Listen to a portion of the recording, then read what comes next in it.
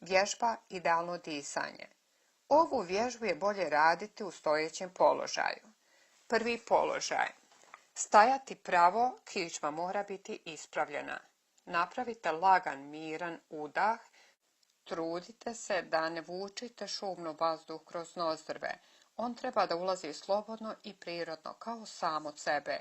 Potrudite se da napravite protok vazduha u donji dio pluća što bliže dijafragmi, pazeći kako se pri tome dijafragma spušta kao da oslobađa mjesto za vazduh. Pritiska trbušnu duplju i tjera stomak da se izvlači. Zatim usmjerite vazduh u srednji dio pluća, osjećajući kako dok stomak ostaje izbačen, taj vazduh tjera da se šire i donja rebra, a zatim i srednji dio grudnog koša.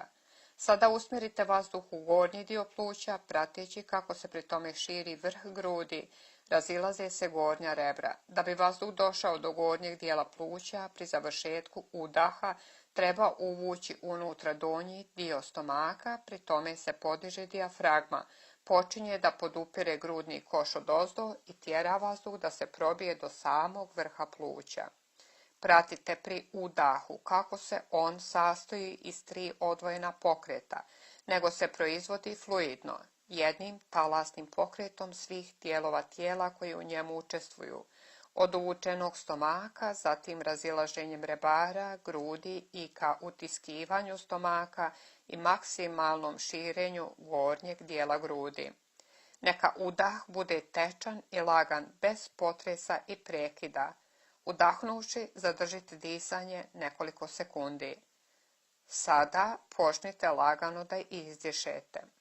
Na početku izdisanja grudi su kao i ranije ispravljene. Stomak koji ste uvukli na kraju udaha počinje pomalo da se opušta i ispupčava.